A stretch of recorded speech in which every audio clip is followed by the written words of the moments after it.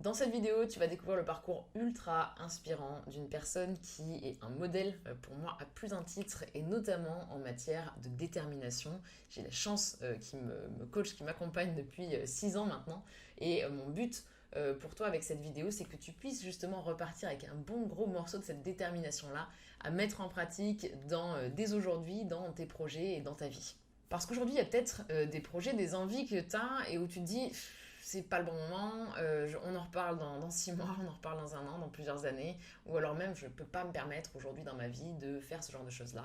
Et tu vas voir qu'il aurait très bien pu penser ces choses-là également, étant donné l'ampleur des projets qu'il a entrepris. Pour toi, ça peut être des choses du quotidien, ça peut être le fait d'avoir envie de prendre plus de temps pour toi, de prendre peut-être plus de temps pour avoir une activité physique, ou passer plus de temps avec tes proches, ou ça peut être sur des projets plus importants, comme celui peut-être de faire un certain voyage, de déménager, de te reconvertir ou autre.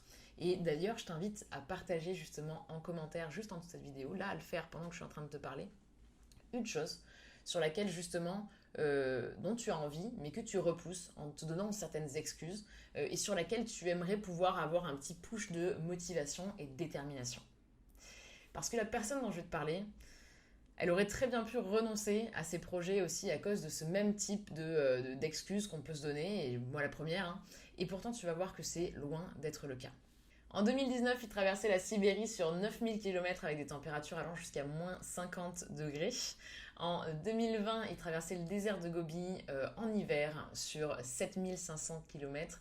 Et l'an dernier, il a traversé la Méditerranée de Saint-Jean-Cap-Ferrat à Calvi en canoë, je devrais plutôt dire en surf-ski, en un temps record considéré comme un exploit sportif. Et d'ailleurs, fun fact, on est le jour où j'enregistre cette vidéo, pile poil à l'anniversaire, jour pour jour, de justement son arrivée à Calvi après cette traversée-là. Et avant tout ça, il a fait pendant un an un tour du monde digne d'un mélange entre, on va dire, Mike Horn et Indiana Jones. Et cette personne, c'est Stéphane Plana. À l'origine, il est pompier animateur, membre de l'équipe de France de culture physique, pilote de parapente et on va pouvoir ajouter maintenant à ça auteur puisqu'il raconte justement son année de tour du monde dans ce livre qui est sorti tout récemment. Et ce livre, Coureur du monde de Stéphane Plana, du coup, c'est ce qui m'a donné envie de faire cette vidéo. Pourquoi ? Parce que ça fait 6 ans maintenant que j'ai la chance d'être accompagnée par Stéphane en tant que préparateur physique. On se voit, pour ainsi dire, toutes les semaines, du coup, depuis 10 ans, hors période de vacances. Donc si on fait le ratio, ça veut dire 300 sessions, 300 sessions passées ensemble à parler de ses expéditions, à parler de sa vision de la vie. Et les échanges qu'on a pu avoir, les histoires qu'il a pu me raconter justement de son tour du monde et les leçons qu'il en a tirées, ça m'a peut-être apporté et nourri au final au moins autant que justement l'entraînement physique qui était à la base la première raison pour laquelle j'étais là. Et aujourd'hui, je suis justement super contente que toutes ces histoires et toutes ces leçons de vie qu'il a pu en tirer soient réunies dans ce livre et que ce soit du coup accessible à beaucoup plus de personnes parce qu'il y a de réelles pépites qui se cachent dans ce livre-là. Il y raconte tout son périple justement d'un an sur 4 continents, l'Amérique du Sud, l'Amérique du Nord, l'Océanie et l'Asie.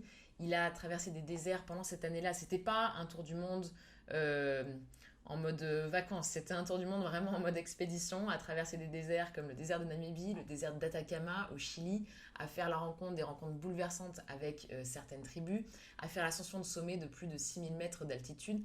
Bref, au final, c'est un récit riche en émotions, en rebondissements, et un récit quelque part aussi de réconciliation avec l'humain.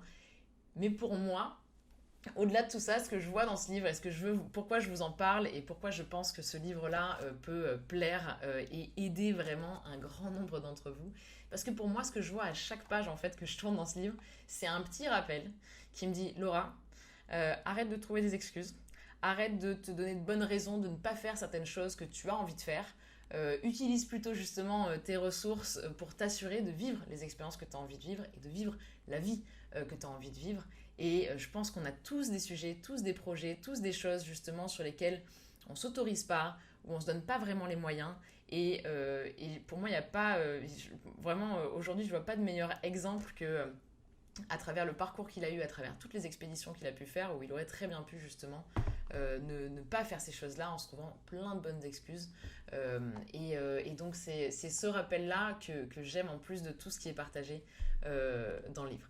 Et donc si toi aussi tu as envie de prendre ce shot de motivation et de détermination à appliquer dans tes projets, en plus de voyager et de suivre une aventure humaine incroyable, je t'invite à lire ce livre.